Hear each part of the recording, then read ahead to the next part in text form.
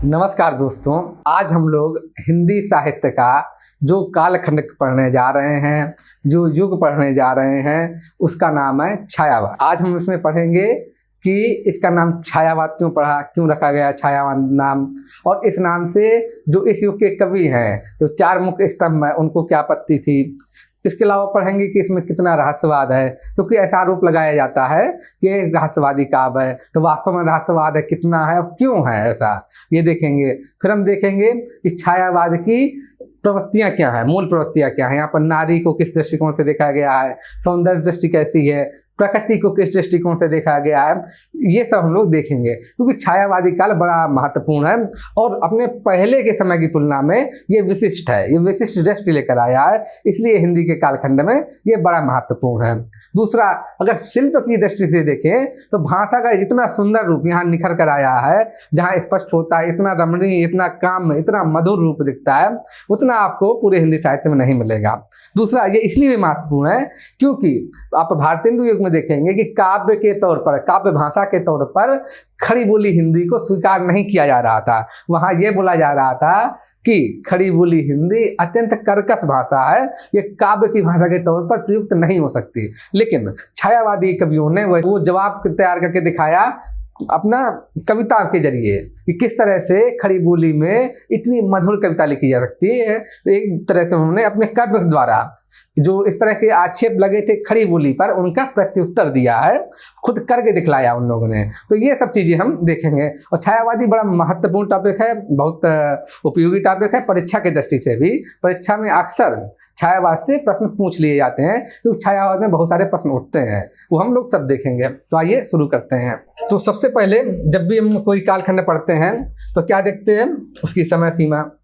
हम उसकी समय सीमा क्यों देखते हैं, क्योंकि उसी के आधार पर हम देख सकते हैं कि उस समय की तत्कालीन परिस्थितियां क्या थी। ये हम लोग देख सकते हैं कि उस समय की परिस्थितियां क्या रही होंगी, क्योंकि उस समय की जो परिस्थितियां होंगी उनका कहीं ना कहीं से प्रभाव साहित्य पर पड़ता ही है, उनका कहीं ना कहीं से प्रभाव कृतियों पर आता ही है। तो पहले हम ये देखते हैं। सबसे पहले क्या देखेंगे कि उस दौर की परिस्थितियां क्या थी। तो क्या क्या हो रहा था, स्वतंत्रता आंदोलन चल रहा था, और किसके लिए था, मुक्ति के लिए। भाई स्वतंत्रता आंदोलन था तो देश की मुक्ति के लिए था, किसके लिए था, राष्ट्र मुक्ति के लिए था, ये राष्ट्र मुक्ति के लिए था। और जब आप गांधीवाद पढ़ेंगे, गांधी जी के बारे में पढ़ेंगे, तो आप देखेंगे कि गांधी जी क्या कहते थे। गांधी जी न सिर्फ राष्ट्र मुक्ति की बात करते थे, बल्कि प्रत्येक व्यक्ति की मुक्ति की बात करते थे। प्रत्येक व्यक्ति की मुक्ति की बात करते थे, प्रत्येक व्यक्ति की मुक्ति की बात करते हैं गांधी जी। और न सिर्फ शारीरिक मुक्ति, बल्कि आध्यात्मिक और मानसिक स्तर पर भी मुक्ति होनी चाहिए व्यक्ति की, वो यह बात कहते थे गांधी जी। इस तरह की बात करते थे, ये गांधी जी का मानना था कि प्रत्येक व्यक्ति की शारीरिक, मानसिक और आध्यात्मिक मुक्ति होनी चाहिए। ऐसा कि चूंकि छायावाद पर आप देखेंगे गांधीवाद का काफी प्रभाव है, कई स्तर पर प्रभाव है। इस वैचारिक स्तर पर तो है ही कि व्यक्ति की मुक्ति होनी चाहिए, और भी कई स्तर पर देखेंगे, अहिंसा के स्तर पर भी आप देखेंगे, या अन्य जो मूल है गांधीवाद के, उन मूल्यों का प्रभाव आपको छायावाद में दिखेगा। इस जो प्रत्येक व्यक्ति की मुक्ति है, तो ये किस रूप में व्यक्ति हुई है, व्यक्तिवाद के रूप में व्यक्ति हुई है।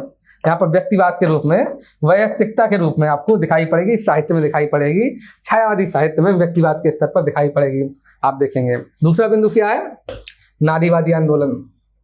उस समय नारीवादी आंदोलन क्या था, चल रहा था, और बड़े जोरों पे चल रहा था।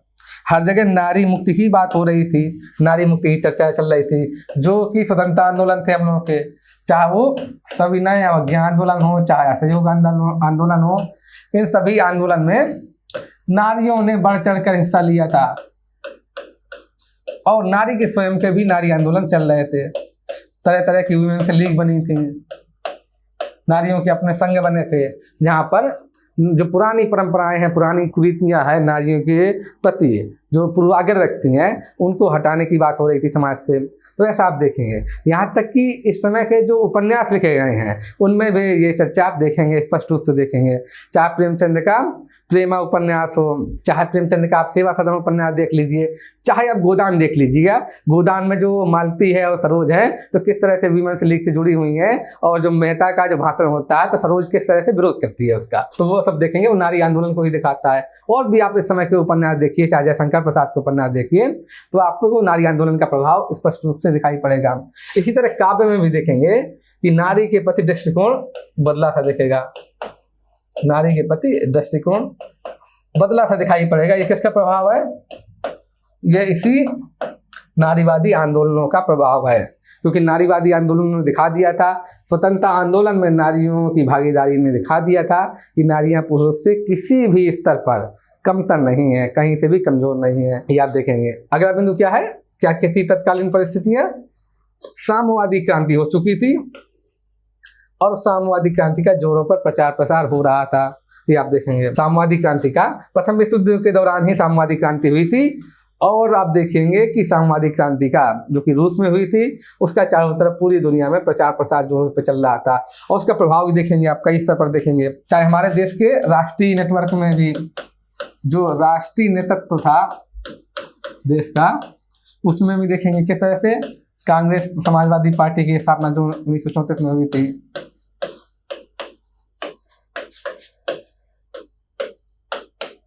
ये किसमें बनी थी? 1934 में बनी थी। चाहे आप देखेंगे फॉरवर्ड ब्लॉक की स्थापना, ये क्या वामपंथी प्रभाव ही है, समाजवादी प्रभाव ही है। या आप देखेंगे कि क्रांतिकारी जो आंदोलन थे, क्रांतिकारी थे, वो किस तरह से वामपंथी की ओर झुके हुए थे। भगत सिंह ने लिखा था मैं नास्तिक क्यों हूं, या चंद्रशेखर आजाद, इन सबको देखिएगा, सब वामपंथी लोग थे। आप देखेंगे इस सब वंचित वर्ग के प्रति बात कर रहे थे सारे लोग। तो उस समय देखेंगे साम्यवादी क्रांति का असर देखेगा, और छायावादी का भी देखेंगे कुछ ना कुछ मात्रा में इसका असर दिखता है। वंचित वर्ग के प्रति करुणा की बात देखेंगे, या किसानों के आंदोलन के समर्थन की बात देखेंगे। निराला में आप खूब देखेंगे इसका असर, तो ये देखेगा आपको। और क्या, दलित आंदोलन भी बड़ी तेजी से चल रहे थे। डॉक्टर अम्बेडकर ने जिस तरह से दलित आंदोलनों की बागडोर थामी थी, तो आप देखेंगे कि किस तरह से दलित आंदोलनों में अंबेडकर का सूर्य भारतीय राजनीति में कैसे चमक रहा था, कितना प्रखर गति से चमक रहा था। और दलित इस तरह से अपने अधिकारों की जो सदियों से उनका शोषण किया गया है, उनके प्रति, उन शोषण के प्रति डॉक्टर अम्बेडकर ने किस तरह से चेतना जगाई थी, और दलित तब अपने अधिकारों की मांग कर रहे थे। जैसे चौदार तालाब का आंदोलन देखेंगे, पानी पीने के लिए, कि सार्वजनिक स्थानों पर दलित भी पानी पी सकते हैं, छू सकते हैं, जा सकते हैं। उस सब के लिए जो आंदोलन चला था, तो आप देखेंगे डॉक्टर अम्बेडकर ने बहुत सारे आंदोलन चलाए थे। खड़ी बोली की काव्य भाषा के रूप में स्थापना। भारतेंदु युग तक क्या था कि गद्य में तो खड़ी बोली स्थापित हो गई थी, लेकिन काव्य में खड़ी बोली स्थापित नहीं हुई थी। छायावादी युग में देखेंगे आप कि खड़ी बोली की काव्य भाषा के रूप में स्थापना हुई है, ये देखेंगे। अब देख लेते हैं हम छायावादी साहित्य की विशेषताएं। जब भी हम किसी युग का साहित्य देखते हैं तो दो हिस्सों में बांट के पढ़ते हैं, संवेदना पक्ष उसका और शिल्प पक्ष। तो पहले हम देखते हैं छायावाद युगीन साहित्य का संवेदना पक्ष। पहली विशेषता क्या है संवेदना की विशेषताओं में? सूक्ष्म स्तर पर मुक्ति की बात। यहाँ पर जो मुक्ति की बात की गई है, अब मुक्ति किसकी? आप देखेंगे नारी मुक्ति, मानव मुक्ति और विश्व मुक्ति, हर एक की मुक्ति की बात की गई है।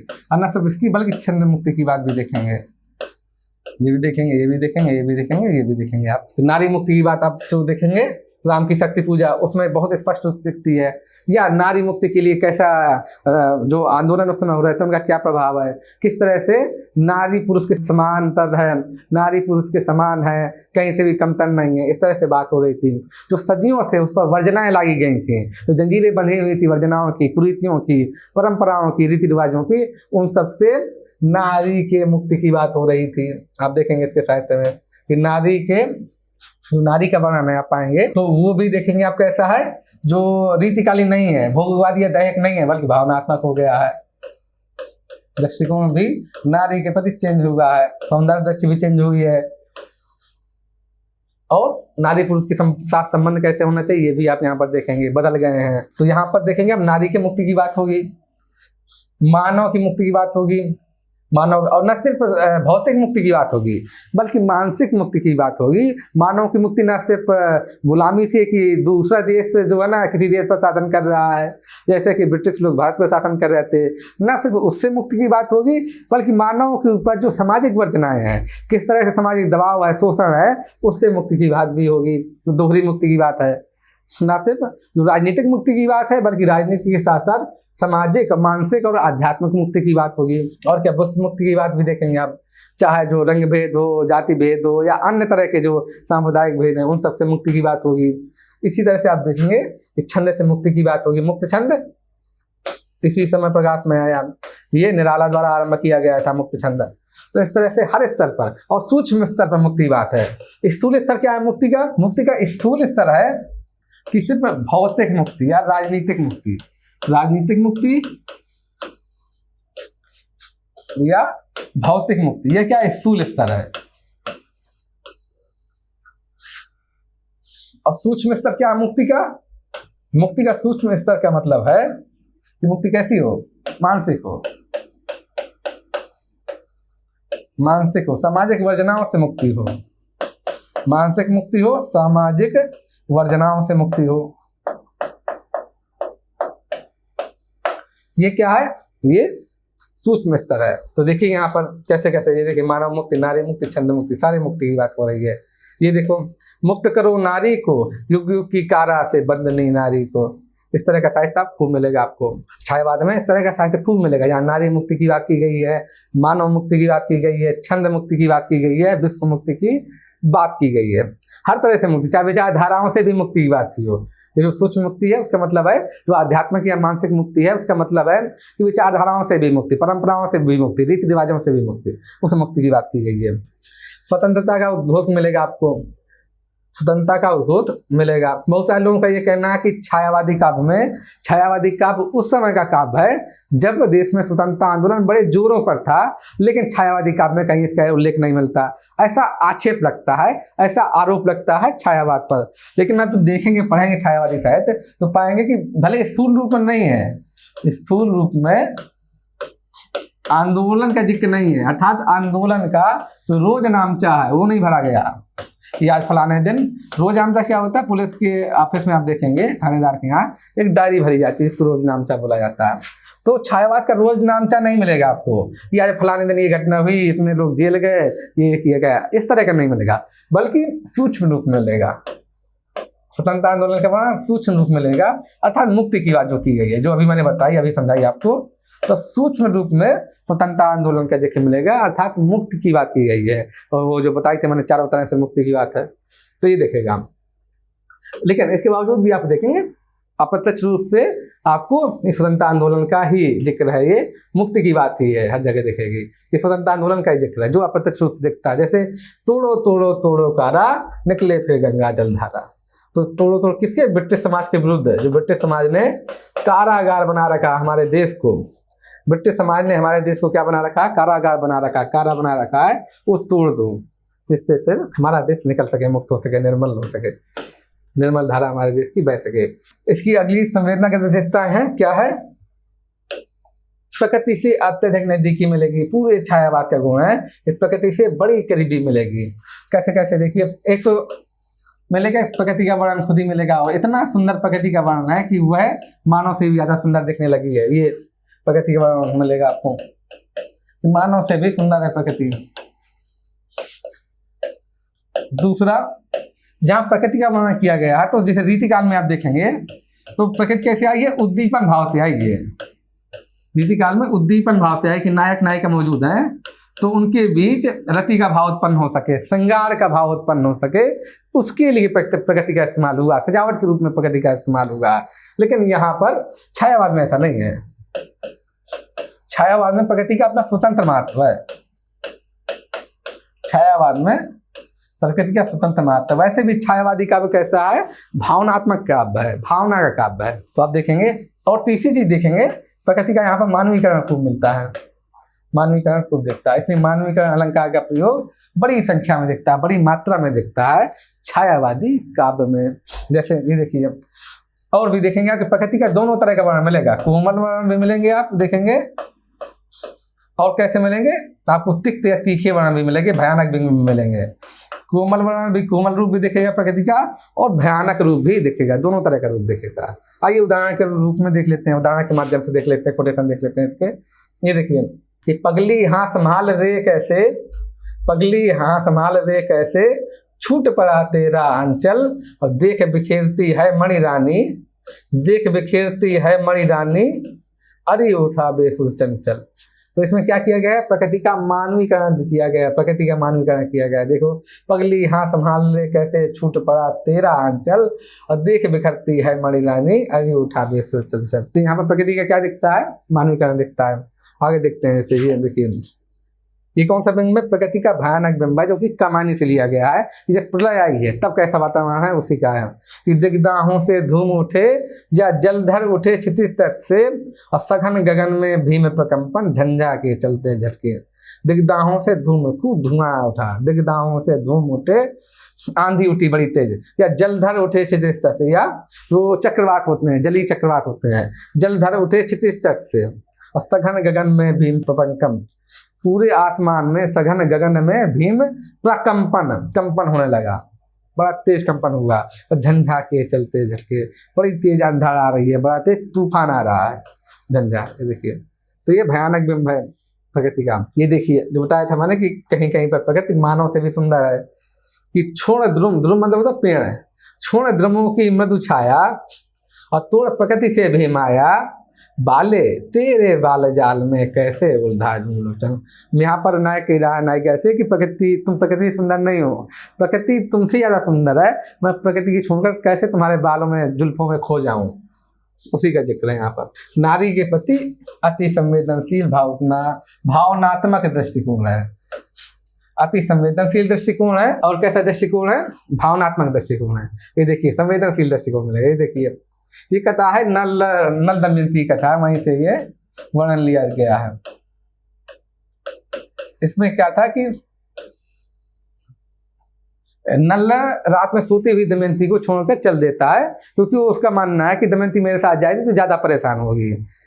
तो वो नल जो रहता है, राजा होता है नल, वो दमयंती को छोड़ के चला जाता है सोते हुए। तो वही है यहाँ पर वर्णन है, कहो कौन तुम दमयंती सी इस तरु के नीचे सोई, कहो कौन तुम दमयंती सी, कहो कौन तुम दमयंती सी इस तरु के नीचे सोई, आहा तुम्हें भी त्याग गया क्या अली नल सा निष्ठा कोई। अली भौरे का मतलब भौरा जैसे नहीं होता कि पहले एक फूल में जाता है फिर दूसरे फूल में जाता है तीसरे, उस तरह से, इसलिए यहाँ पर भौरा शब्द का प्रयोग किया गया है। क्या तुम्हें भी कोई नल छोड़कर चला गया है, क्या मसला है, क्या समस्या है उसमें, तो उसी का वर्णन किया गया। क्या नारी का वर्णन किया, नारी व्यवस्था का वर्णन किया गया यहाँ पर, संवेदनशील वर्णन है नारी के प्रति। ये देखिए आगे, दया माया ममता, ये कमानी का है। दया माया ममता लो आज, मधुरिमा लो अगाध विश्वास, हमारा हृदय रत्न निधि स्वच्छ तुम्हारे लिए खुला है पास। तो ये क्या है, ये जो कमानी श्रद्धा है मनु से बोल रही है। तो नारी का हृदय कितना कोमल है, कितना ममतामय है, ममता करुणा त्याग जैसे तत्व नारी के हृदय में कैसे विराजमान है, उसी का जिक्र किया गया है भावनापूर्ण दृष्टिकोण में। देखिए कि वो बोल रही, श्रद्धा बोल रही मनु से कि ये सब मेरे पास हैं और मैं तुम्हारा सहयोग करने के लिए तैयार हूँ, तो उसका जिक्र है। छायावाद में आप क्या देखेंगे, छायावाद में आप एक चीज देखेंगे कि दलित जन के प्रति करुणा वाला भाव दिखेगा। क्यों? क्योंकि सबकी मुक्ति की बात हो रही है। इतने सामाजिक बंधन है, शोषण के बंधन है, सामाजिक जो बंधन है, जो शोषण के बंधन है, वर्जना के बंधन है, जितनी वर्जनाएं हैं उन सबसे मुक्ति की बात हो रही है। दूसरा, क्योंकि एक ऐसा काव्य छायावाद भावना का काव्य है, इसलिए जहाँ दीन दुखी वंचित जन मिलेंगे तो वंचित जनों के प्रति करुणा का भाव होगा। देखिए कैसे, ये देखिए छंद, ये निराला का छंद है कि दलित जन पर करो करुणा, ये प्रार्थना कर रहे हैं वो देवी से कि दलित जन पर करो करुणा, दीनता पर उतर आए प्रभु तुम्हारी शक्ति अरुणा। तो ये ईश्वर से प्रार्थना कर रहे हैं, वो बता रहे हैं कि दलित जन पर करो करुणा। या कि इलाहाबाद के एक रास्ते में कैसे कोई स्त्री पत्थर तोड़ रही है, अपने परिवार का पेट भरने के लिए मजदूरी कर रही है, उसी का उदाहरण है कि वह तोड़ती पत्थर देखा मैंने उसे इलाहाबाद के पथ पर। ये पूरी कविता है, उसी का एक कोटेशन लिया गया है। आगे देखते हैं। कई बार उस पर यह आरोप लगता है छायावाद पर कि वो क्या पलायन का काव्य है, उसमें और क्या है, निराशा का काव्य है, वो निराशा का काव्य है, पलायन का काव्य है, दीनता का काव्य है, ऐसा आरोप लगाया जाता है छायावाद पर। आप देखेंगे इस तरह का वो काव्य है, लेकिन ऐसा नहीं है। जब हम विश्लेषण करेंगे, पढ़ेंगे उसको, तो देखेंगे इसके बजाय वो कैसा काव्य है, जागरण का काव्य है। देखिए जैसे उदाहरण के लिए निराला की लाइन है कि जागो फिर एक बार, शेरों की मान में आया है आज श्यार, जागो फिर एक बार। शेर मतलब भारतीय लोगों की मान में, भारतीय लोगों की मान मतलब भारत देश में, शेरों की मांद में आया है आज श्यार। श्यार का मतलब ब्रिटिश सरकार, ब्रिटिश लोग हैं, वो चुपके से धोखे से घुस आए हैं। जागो फिर एक बार, तो क्या है, जागरण काव्य है। ऐसे बहुत सारे आपको कोटेशन मिलेंगे, बहुत सारी पंक्तियां मिलेंगी। जैसा कि मैंने बताया कि इसमें राष्ट्रवाद स्थूल रूप में नहीं दिखता छायावाद में, लेकिन सूक्ष्म रूप में आप हर जगह पाएंगे। इसी तरह सांस्कृतिक राष्ट्रवाद जो राष्ट्रवाद का एक रूप है, आपको उसकी झलक स्पष्ट रूप से दिखाई पड़ेगी, खूब दिखाई पड़ेगी। और जयशंकर प्रसाद के यहाँ तो ये बहुत याद से मिलती है, उनका तो लगभग पूरा साहित्य ही सांस्कृतिक राष्ट्रवाद पर आधारित है। आप देखेंगे सांस्कृतिक राष्ट्रवाद के दर्शन होते हैं। जैसे ये देखिए, इसमें अपने भारत देश के उसका वर्णन है। हिमाद्रि तुंग श्रृंग से, हिमाद्रि मतलब जो हिमालय है, हिमाद्रि तुंग ऊंचे ऊंचे उसकी चोटियों से, हिमाद्रि तुंग संग से प्रबुद्ध शुद्ध भारती, और स्वयं प्रभा समुज्ज्वला, जो स्वयं से प्रज्वलित है या स्वयं से प्रकाशित है, स्वयं प्रभा समुज्ज्वला स्वतंत्रता पुकारती। जय घोष है उदार, देश की मातृभूमि का जय घोष है ये। तो ये आप देखेंगे, ये किसको उसका है, ये चंद्रगुप्त नाटक है, जो प्रसाद का चंद्रगुप्त नाटक है, उसकी पंक्तियां हैं। हिमाद्रि तुंग संग से प्रबुद्ध शुद्ध भारती, स्वयं प्रभा समुज्ज्वला स्वतंत्रता पुकारती। ये देखिए, या ये देखिए, ये पंक्तियां अपने देश का तो महिमा का वर्णन कर रही हैं कि अरुण ये मधुमय देश हमारा, जहां पहुंच अनजान क्षितिज को मिलता एक सहारा। अरुण ये मधुमय देश हमारा, तो ये अपने देश की महिमा का गुणगान हो रहा है। ये समय ऐसा क्यों हो रहा है, क्योंकि ब्रिटिश लोग ये प्रचारित करते थे, ये दुष्प्रचारित करते थे पूरी दुनिया में कि भारतीय कौम कैसी है, भारतीय लोग बहुत पिछड़े हुए लोग हैं, बर्बर लोग हैं, जंगली लोग हैं, इनकी कोई अपनी संस्कृति नहीं रही। तो उसके प्रत्युत्तर में छायावादी कवियों ने ये दिखाया है कि हमारी संस्कृति बहुत महान है, हम तो उस समय से सुसंस्कृत हैं, उस समय से हमारे यहाँ नगरीकरण चल रहा था जब तुम्हारे लोग यानी यूरोप के लोग जंगलों में रहते थे, खाना तक ढंग से पका के नहीं खा पाते थे। उस जमाने में हमारे यहाँ से इतनी संस्कृत, ये नगरीकरण चलता रहा। हड़प्पा में देखिए, तो वो सब दिखाने के लिए प्रत्युत्तर के रूप में इस तरह का आप साहित्य में प्रभाव आपको दिखाई पड़ेगा। ये जो ब्रिटिश लोग आरोप लगाते हैं तो उसका प्रत्युत्तर है। आगे देखते हैं, राष्ट्रवाद का प्रभाव। छायावाद पर बोला जाता है कि राष्ट्रवाद का प्रभाव है, और इसीलिए इसका नाम भी छायावाद पड़ा है। छायावाद का क्या मतलब हुआ, छाया क्या होती है कि कोई व्यक्ति है या कोई चीज, मान लीजिए यहाँ सूर्य है, तो सूर्य की जो परछाई, किरणों की वजह से परछाई पड़ती है, तो ऐसे करके ये जो छाया पड़ती है व्यक्ति की। तो यहाँ पर मूल चीज क्या है, जो मूल व्यक्ति या मूल आप वस्तु या विषय देखेंगे आप, मूल ऑब्जेक्ट क्या है, ये है, और ये क्या सिर्फ छाया है। तो इसी तरह बोला गया कि जो छायावाद में काव्य लिखा गया है, तो जो काव्य का शाब्दिक अर्थ है वो वास्तव में अर्थ नहीं है, बल्कि उसकी परछाई कहीं और गिर रही है, मूल अर्थ कुछ और है। जो अप्रस्तुत अर्थ है वो मूल अर्थ है, जो प्रस्तुत में दिख रहा है लिखा हुआ है हमें, जो सीधे सीधे हम शब्द से अर्थ खोज रहे हैं, वो वास्तविक अर्थ नहीं है, बल्कि अप्रस्तुत अर्थ वास्तविक अर्थ है। जो हम पढ़ रहे हैं सीधे सीधे मूल रूप से पढ़ रहे हैं, तो वो वास्तविक नहीं है, बल्कि इसका भेद कहीं और जाके खुलता है। अर्थात इससे जो ऑब्जेक्ट है जो हम पढ़ रहे हैं मूल रूप से प्रस्तुत रूप में, उसकी परछाई कहीं और गिर रही, जो कि अप्रस्तुत है, उसकी परछाई कहीं और गिर रही है, अर्थात इसमें छाया उपलब्ध है, इसलिए इसको क्या बोला गया, छाया बोला गया। और आप पाएंगे भी, देखेंगे भी कि इसमें लाक्षणिकता का प्रयोग ज्यादा है। छायावाद में लाक्षणिकता का प्रयोग बहुत ज्यादा है। जैसे मुहावरा इस्तेमाल करते हैं ना कि राम ने श्याम से दांत पीसते हुए कहा, तो इसका मतलब नहीं कि वो दांत को मिक्सी में या चकिया से पीस रहा है, ऐसा मतलब नहीं है। इसका मतलब है कि वो बहुत गुस्सा है, राम ने श्याम से बहुत गुस्से में बोला। तो लेकिन अब बोलते क्या हम, राम ने श्याम से दांत पीसते हुए कहा। तो ये दांत पीसते हुए कहा, ये जो जुमला है, ये वाक्य है, ये कैसा लाक्षणिकता को धारण कर रहा है, लाक्षणिकता को लिए हुआ है। क्यों? क्योंकि लाक्षणिक का मतलब है जो 3 तरह की शब्द शक्ति हैं। अविदा मतलब सीधे सीधे वाक्य का वही अर्थ लिया जाए जो शाब्दिक अर्थ है। दूसरी होती है लक्षणा, तो दूसरी शक्ति है लक्षणा। लक्षणा का मतलब है कि शाब्दिक अर्थ ना सीधे सीधे लिया जाए भाई, बल्कि उसके जरिए, उस शब्दों के जरिए जो अर्थ रूढ़ कर दिया गया है वो अर्थ लिया जाए। जैसे लोकोक्तियां और मुहावरों का जो शाब्दिक अर्थ नहीं लेते हम लोग, उसका जो भाव है वो पकड़ते हैं। तो यहाँ पर लक्षण का प्रयोग है। लक्षण का मतलब भाव पकड़ा जाए, तो शब्द है उनका भाव पकड़ा जाए, या समाज में जो प्रचलित अर्थ है उसका, समाज में जो उसका प्रचलित अर्थ है वो अर्थ लिया जाए, तो उसको बोलते हैं लक्षणा। और तीसरी होती है व्यंजना। व्यंजना का मतलब है जो वाक्य बोला गया उसका मतलब कोई और ही जाके खुले, कहीं और ही उसका मतलब निकले, उसको बोलते हैं व्यंजना। तो यहाँ पे हम लोग देखेंगे कि किस शक्ति का प्रयोग किया गया है। छायावाद में सबसे ज्यादा लक्षणा शक्ति का प्रयोग किया गया है। यहाँ पर जो प्रस्तुत अर्थ है वो उतना महत्वपूर्ण नहीं रहता, बल्कि अप्रस्तुत अर्थ और ज्यादा महत्वपूर्ण हो जाता है। तो लाक्षणिकता का शब्द है, अर्थात जो चीज सामने सामने है, दिख रही है, वो चीज इतनी प्रभावी नहीं है, प्रभावशाली नहीं है, बल्कि उसकी छाया, परछाई है, वो जो कहीं और जाके पड़ रही है वो ज्यादा महत्वपूर्ण है। इसलिए इस काव्य को क्या बोला गया? छायावाद नाम दिया गया। और इसमें आप देखेंगे कि रहस्यवाद उपस्थित है। रहस्यवाद कैसे? पहले तो छायावाद क्यों नाम दिया गया ये हमने समझ लिया, क्यों लक्षणा का प्रयोग ज्यादा है, लाक्षणिकता का प्रयोग ज्यादा है, इसलिए जो शाब्दिक अर्थ खुलता है यहाँ पर कविता का वो उतना महत्वपूर्ण नहीं है, बल्कि जो अप्रस्तुत अर्थ खुलता है, जो भाव के रूप में अर्थ खुलता है, वो ज्यादा महत्वपूर्ण है। इसी तरह हम देखेंगे, अब देखते हैं रहस्यवाद का प्रभाव कैसे है। रहस्यवाद क्या है, क्यों है, कैसे आता है? रहस्यवाद का अर्थ है, रहस्य क्या है?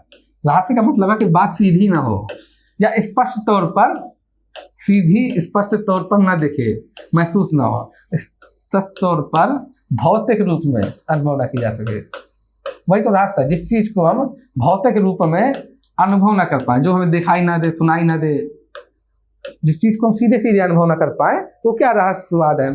जो भौतिक तौर पर हम जिस चीज का अनुभव न कर सकें वो चीज हमारी रहस्य है, उसी को तो हम लोग बोलते हैं कि यार रहस्यात्मक बात है, क्योंकि वो ना हमें आँख से दिखाई दे रही है, न कान से हम उस चीज को सुन पा रहे हैं, ना स्पर्श कर पा रहे हैं उस चीज को। वो चीज क्या होती है? हमारी रहस्य होती है। साहित्य में रहस्यवाद कैसे आता है? साहित्य में रहस्यवाद ऐसे आता है कि जब किसी कवि का या साहित्यकार का किसी अज्ञात सत्ता के प्रति संबंध होता है,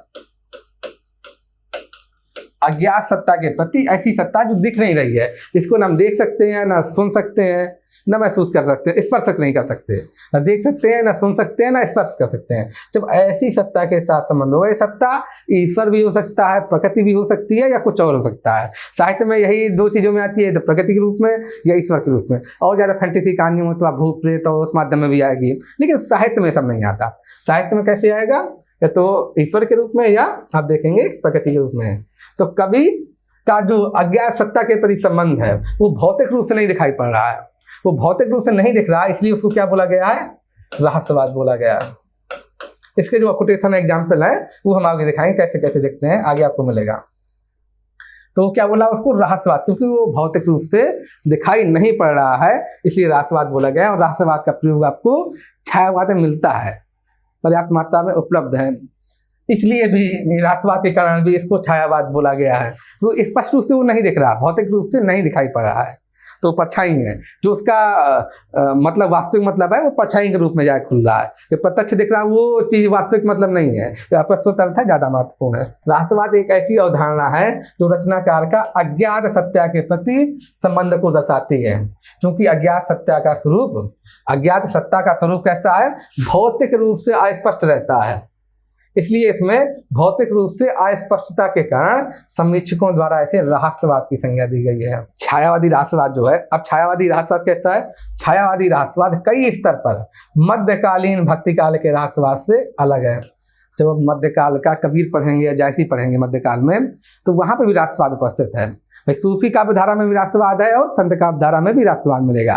और दो तरह का मिलता है, साधनात्मक राष्ट्रवाद, क्योंकि जब अज्ञात सत्ता के प्रति जब संबंध जोड़ना है तो साधना का प्रयोग है तो साधनात्मक राष्ट्रवाद होगा, यदि भावना का प्रयोग कर रहे हैं तो भावनात्मक राष्ट्रवाद होगा। तो वहाँ दो तरह का राष्ट्रवाद दिखता है। मध्यकाल में भी राष्ट्रवाद है, लेकिन मध्यकाल का राष्ट्रवाद छायावादी राष्ट्रवाद से अलग है। छायावादी राष्ट्रवाद इससे भिन्न है। कैसे देखते हैं? भक्तिकालीन राष्ट्रवाद में निर्गुण ईश्वर के प्रति स्वरूप के संबंध में भौतिक रूप से स्पष्टता है। वहां के अज्ञात सत्ता कौन है? निर्गुण ईश्वर है वहां पर, जबकि यहाँ पर ऐसा नहीं है। छायावाद में कोई नहीं किया ईश्वर के प्रति है, ऐसा कोई जरूरी नहीं है। यहाँ निर्गुण ईश्वर के प्रति राष्ट्रवाद नहीं है, निर्गुण ईश्वर से लगाव नहीं है छायावाद में, क्योंकि भक्तिकाल में निर्गुण ईश्वर के प्रति है। और क्या अंतर है? भक्तिकाल में राष्ट्रवाद अलौकिक सत्ता के प्रति केंद्रित है।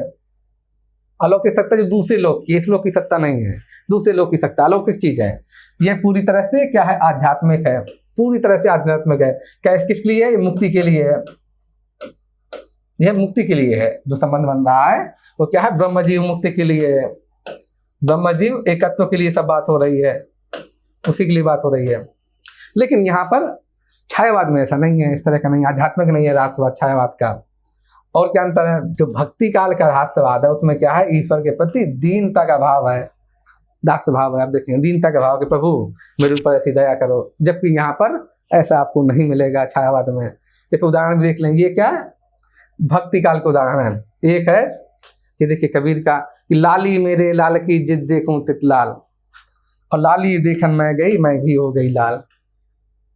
ये देखिए कि हर जगह ईश्वर विद्यमान है, उसका उदाहरण दिया गया। क्या भावना? दोनों उदाहरण भावनात्मक राष्ट्रवाद के हैं कि अंदर बाहर हर जगह वही ईश्वर विद्यमान है। ये कबीर कह रहे हैं कि लाली मेरे लाल की जित देखूं तित लाल, और लाली देखन मैं गई मैं भी हो गई लाल। ये देखिए ये जायसी का उदाहरण है। आप देखेंगे नयन जो देखा कमल भा निर्मल नीर शरीर, और हंसत जो देखा हंस भा दसन ज्योति नगनीर। तो पद्मावती में, ये पद्मावती का उदाहरण है। तो रानी पद्मावती के शारीरिक सौंदर्य है, उसको किस तरह से प्राकृतिक अलौकिक उपादानों से उसकी तुलना की गई है, बताया गया है। तो यहाँ पर क्या है? भावनात्मक राष्ट्रवाद दिखेगा, क्योंकि वहाँ पर पद्मावती किस प्रेमिका के रूप में और किस रूप में? खुदा के रूप में है उस रचना में। तो जब आप पद्मावत पढ़ेंगे तो और अच्छे से स्पष्ट होगा ये चीज। तो वहां पर जो भक्ति काल का राष्ट्रवाद है, मध्यकालीन राष्ट्रवाद है, अलग है। तीन अंतर है बताए मैंने, जबकि छायावाद है उसमें तीन अंतर है जो बता दिए ऊपर। अब देखते हैं हम आगे। छायावादी राष्ट्रवाद कैसा है? जबकि इसके बावजूद समाज केंद्रित है, वो ईश्वर केंद्रित नहीं, आध्यात्मिक नहीं है, निर्गुण ईश्वर केंद्रित नहीं है। इसमें अध्यात्म में दीनता का भाव नहीं है।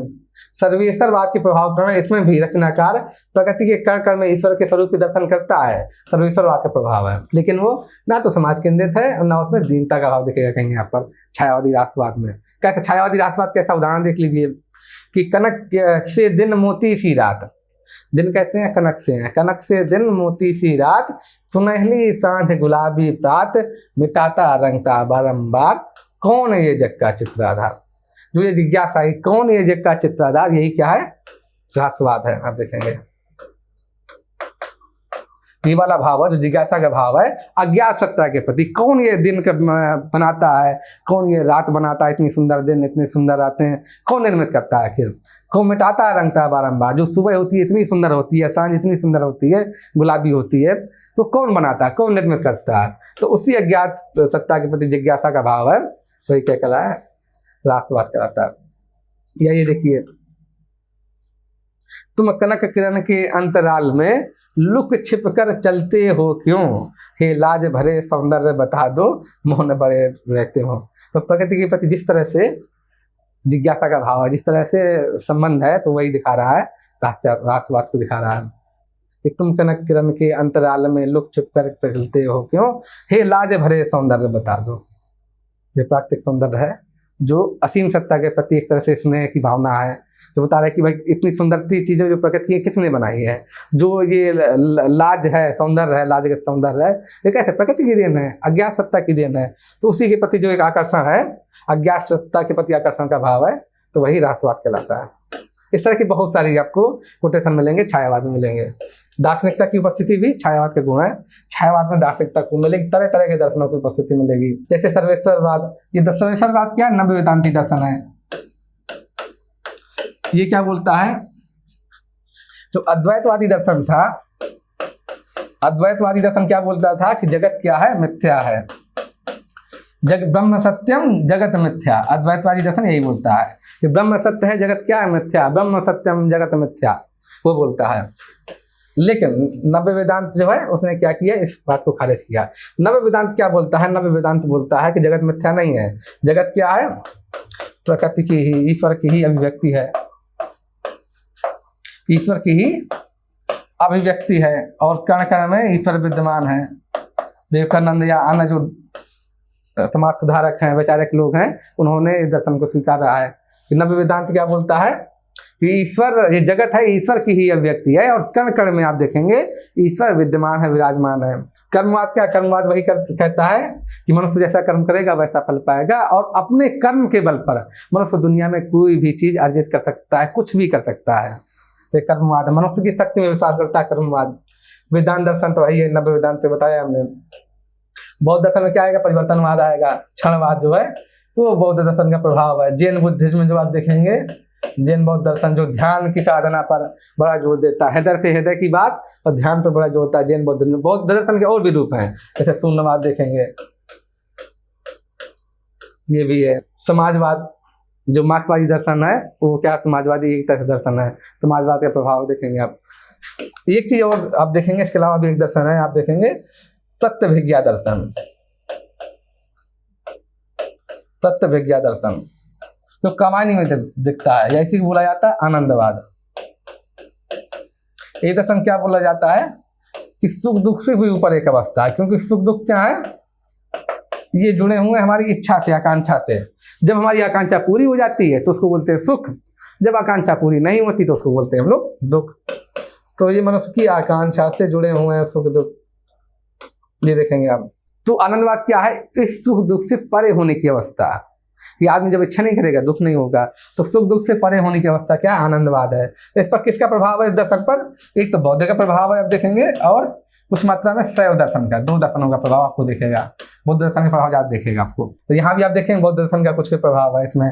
कामायनी में यही दर्शन है। कामायनी में क्या कहिए, या जो जयशंकर प्रसाद का साहित्य है, जो नाटक है, उनमें भी इसी तत्वभिज्ञा दर्शन या आनंदवादी दर्शन का प्रभाव आपको मिलेगा, दिखाई पड़ेगा। तो ये सब और भी बहुत सारे दर्शन, क्षणवाद से लेके कई दर्शन देखेंगे आपको कि उनका डार्विनवाद का भी कहीं कहीं थोड़ा थोड़ा प्रभाव दिखेगा। वो सब प्रभाव आप, गांधीवाद का प्रभाव दिखेगा, गांधीवाद नहीं लिखा यहाँ, गांधीवाद का प्रभाव भी आपको दिखाई पड़ेगा, स्पष्ट रूप से दिखेगा। तो ये सब दर्शनों की उपस्थिति मिलती है। देख लेते हैं कोटेशन में कि विषमता की पीड़ा से व्यस्त हो रहा स्पंदित विश्व महान। विषमता की पीड़ा से व्यस्त हो रहा स्पंदित विश्व महान। इसके किस प्रभाव है, ये मार्क्सवाद का या समाजवाद का प्रभाव देखेंगे आप कि इस विषमता के कारण जो भेदभाव है, आर्थिक भेदभाव, सामाजिक भेदभाव, उससे पूरा विश्व परेशान हो रहा है, स्पंदित हो रहा है। तो मार्क्सवाद या समाजवाद का प्रभाव है। और देखते हैं, यही सुख दुख विकास का सत्य, यही भूमा का मधुबन नाम, वही उसकी लाइन है। सत्कर्म का भोग, कर्मवाद का देखिए, कर्म का भोग, भोग का कर्म, कर्म का भोग, भोग का कर्म, यही जड़ का चेतन आनंद, यही जड़ का चेतन आनंद। तो वही दिखाया गया है कि आदमी अपने कर्म के जरिए ही चीजों को भोग सकता है, अपने कर्म के जरिए कुछ भी अर्जित कर सकता है। तो उसी का जिक्र है, कर्म का भोग, भोग का कर्म, उसी से चीजें चलती रहती हैं, एक दूसरे से प्रत्युत्तर में चीजें जुड़ी हुई है, श्रृंखला बनी हुई है, चलती है। कर्म का भोग और भोग का कर्म, यही जड़ का चेतन आनंद। ये प्रकृति और शिव उसके जरिए होता है। ये अपने आप में पूरा दर्शन है, आप देखेंगे। वो यहाँ पर उसकी उतनी आवश्यकता नहीं है, मैं पूरा समझाता कि जो किस तरह से प्रकृति और पुरुष मिलकर कैसे चीजें चलाते हैं, किस तरह चलती हैं। प्रकृति जड़ है, पुरुष माना जाता है, चेतन है, उसमें वो अपने आप में पूरा दर्शन है। एक आगे देखते हैं हम लोग। सौंदर्य का अद्भुत वर्णन मिलेगा, अनुपम वर्णन। क्यों अनुपम है, तो भावनात्मक है सौंदर्य, दैहिक नहीं, भावनात्मक वर्णन मिलता है, इसलिए अद्भुत है, इसलिए सुंदर है। इतना सुंदर वर्णन सौंदर्य का कहीं नहीं मिलेगा आपको।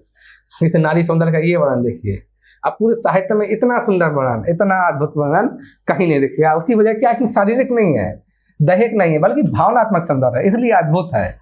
जैसे देखिए, ये किसका, श्रद्धा का वर्णन है, श्रद्धा का, या कामायनी उसी को बोला गया है। कामायनी क्यों बोला गया है, काम की पुत्री है, कामदेव की पुत्री है, इसलिए कामायनी भी बोला गया है इसको।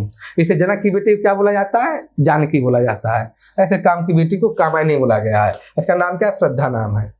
यहाँ देखिए, कुसुम कानन अंचल में मंद पवन प्रेरित सौरभ साकार। कुसुम कानन अंचल में मंद पवन प्रेरित सौरभ साकार, रचित परमाणु पराग शरीर खड़ा होले मधु का आधार। कैसा सुंदर बना है कि ऐसा चल लग रहा है कि कुसुम कानन अंचल में, जैसे कि मंद मंद हवा किसी बगीचे में चल रही हो और उसी से जो सुगंध उठ रही है, बगीचे से हवा आ रही है, उसे सुगंध भी आ रही है, उस सुगंध ने साकार रूप ले लिया हो, ऐसा लग रहा है। रचित परमाणु पराग शरीर, जो फूल देखते हैं ना, फूल के जो परागकण होते हैं, इसके सब पराग से निकाला जाता है। फूलों के जो परागकण होते हैं वो जो बहुत महीन होते हैं, छोटे होते हैं। रचित परमाणु पराग शरीर खड़ा होले मधु का आधार, उन परागों ने मधु का आधार लेकर रूप धारण कर लिया हो। और दूसरी चीज क्या, जैसे कुसुम कानन अंचल में मंद, इस तरह से बगीचे से हवा आ रही हो तो जो उसकी सुगंध होती है, उस सुगंध ने साक्षात रूप धारण कर लिया हो। इस तरह है ये सौंदर्य है किसका, ये श्रद्धा का सौंदर्य है, कामायनी का सौंदर्य है। तो कैसा, ये भावनात्मक सौंदर्य है, उसको दिखाया गया। इसलिए ये सौंदर्य बाकी किसी काल में नहीं दिखेगा, अद्भुत सौंदर्य है ये देखिए, ये श्रद्धा के रूप का ही वर्णन है। कैसे है, कैसे तुलना की गई है कि नील परिधान बीच सुकुमार। श्रद्धा क्या की हुई, नीले रंग के वस्त्र पहने हुए, मेघ चर्म से जो वस्त्र है वो धारण किए हुए, नीले रंग की जो भेड़ होती है ना, उसके चर्म से जो वस्त्र है वो धारण किए हुए। तो नील परिधान बीच सुकुमार, खुल रहा मधुल्लाद खुला अंग, जो वस्त्र धारण किए हुए उससे भी इससे जो उसका शरीर दिख रहा है श्रद्धा का, उसका वर्णन कर रहे हैं। कैसा है वो, कैसा दिखता है, खिला हो ज्यों बिजली का फूल, मेघ बन बीच गुलाबी रंग। जैसे नीले बादल होते हैं ना, नीले बादल है, उनके बीच में अगर जब बिजली चमकती है तो जैसी सुंदर बिजली दिखाई पड़ती है, नीले बादलों के बीच में जो बिजली चमकती है, उसी तरह चूंकि नीले वस्त्र पहने हुए है श्रद्धा, तो नीले वस्त्रों के बीच में उसका शरीर वैसा ही दिख पड़ता है, वैसा ही जान पड़ता है। तो यहाँ पर अलंकार भी कौन सा है आप देखेंगे, ये उत्प्रेक्षा अलंकार है। आप उदाहरण के रूप में छायावाद में खूब अलंकार आपको मिलेंगे। ये उत्प्रेक्षा, क्योंकि उपमेय में उपमान की संभावना व्यक्त की गई है। ये जो वस्त्र पहने हुए है उसमें उसका अंग दिख रहा है, वो कैसा लग रहा है कि मानो जो नीले मेघ है उनके बीच में बिजली चमक रही है। तो यहाँ पर उपमेय में उपमान की संभावना व्यक्त की गई है, इसलिए कौन सा अलंकार होगा, इसलिए होगा उत्प्रेक्षा अलंकार। यहाँ पर वेदना की अभिव्यक्ति, चूंकि छायावादी काव्य कैसे है, भावना का काव्य है। आप देखेंगे भावना काव्य होने का विरह पक्ष पे भी बड़ा जोर है, विरह पक्ष पे बड़ा जोर है। करुणा, आंसू, ये सब आपको खूब मिलेगा इस काव्य में, विरह पक्ष पे जोर होने का ये भावना काव्य है। देखिए ये वेदना की अभिव्यक्ति खूब मिलेगी, इसलिए उमड़ी कल थी मिट आज चली, मैं नीले भरी दुख की बदली। ये महादेवी वर्मा की लाइन है।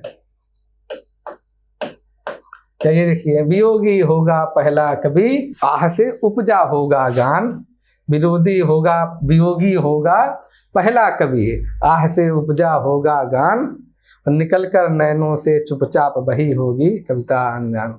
उसका जिक्र है इसमें कि करुणा से ही कविता का जन्म हुआ। जब तक कवि के हृदय में करुणा नहीं होगी कविता नहीं निकल सकती, उसी का जिक्र है यहाँ पर। जब तक कवि के हृदय में संवेदना नहीं होगी वो किसी के भाव या अनुभव को ग्रहण नहीं कर पाएगा, न उसके अपने अनुभव व्यक्त कर पाएगा। आगे देखते हैं व्यक्तिवाद को महत्व। मैंने बोला ही था यहाँ पर गांधीवाद का ही प्रभाव है, और गांधी जी भी हमेशा किसकी बात करते हैं, व्यक्ति मुक्त की बात करते हैं, व्यक्ति की स्वतंत्रता की बात करते हैं। तो यहाँ पर देखिएगा व्यक्तिवाद को इसलिए महत्व खूब मिलता है छायावाद में। जैसे ये देखिए, मैं शैली अपनाई, ये मैं क्या व्यक्तिवाद को दिखा रहा है। देखा एक दुखी निज भाई, दुख की छाया पड़ी हृदय में, झट उमड़ वेदना आई। तो ये व्यक्तिवाद का दिखा रहा है सब। आगे देखते हैं समाज की युगीन समस्याओं का चित्रण। जो उस समय की जो युगीन समस्याएं हैं उनका चित्रण भी उससे बचा नहीं गया। ऐसा नहीं कि कविता उससे किनारे हट जाती है, बचती है, ऐसा नहीं है। उसका चित्रण स्पष्ट रूप से किया गया है और उसका समाधान भी देने की कोशिश की गई है। आप देखेंगे उस समय की मूल समस्या क्या है, यही है उस समय की मूल समस्या। यही समस्या छायावाद में दिखती है आपको, देखेंगे कवियों के नाम। यही समस्या मुक्तिबोध में भी दिखेगी आपको, और यही समस्या को भी दिखाया गया है कहाँ, तो आप देखेंगे आगे कि यहाँ भी इसी समस्या को दिखाया गया है, वहाँ भी आपको यही समस्या मिलेगी। है क्या, ज्ञान दूर कुछ क्रिया भिन्न है, इच्छा क्यों पूरी हो मन की, और एक दूसरे से न मिल सके ये विडंबना है जीवन की। क्या समस्या है कि इच्छा क्रिया और ज्ञान में समन्वय नहीं है। इच्छा क्रिया और ज्ञान, इच्छा क्रिया और ज्ञान में समन्वय नहीं है। इसी चीज को दिखाया आप देखेंगे मुक्तिबोध की आएगी कि भाव तर्क व कार्य सामंजस्य योजन सूद में वो सब पंडितों सब गुरुओं के पास ज्ञान प्राप्त करने के लिए भटका। वो पढ़ेंगे ना, भाव तर्क व कार्य, ये नाम दिया है आपको मुक्तिबोध में देखेंगे। भाव तर्क व कार्य सामंजस्य योजन सूद में सब पंडितों सब गुरुओं के पास वो ज्ञान प्राप्ति के लिए भटका था ब्रह्मराक्षस।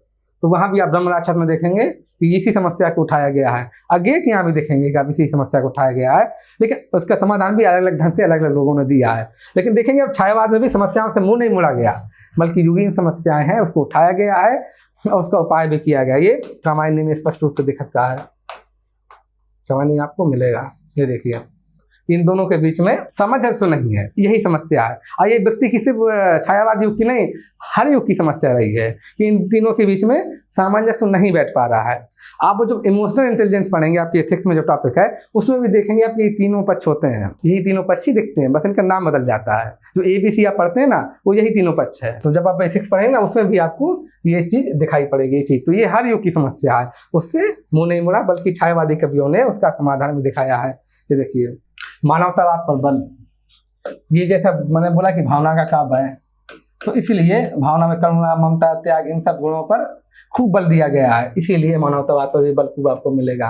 जैसे कि ये देखिए सुंदर है विहग, विहग माने होता पक्षी, सुंदर है विहग सुमन सुंदर, मानो तुम सबसे सुंदर। तो मानववाद पर भी है और मानववाद भी यहाँ पर दिखता है देखिए, और मानवतावाद भी दिखता है, दोनों चीज देखेंगे।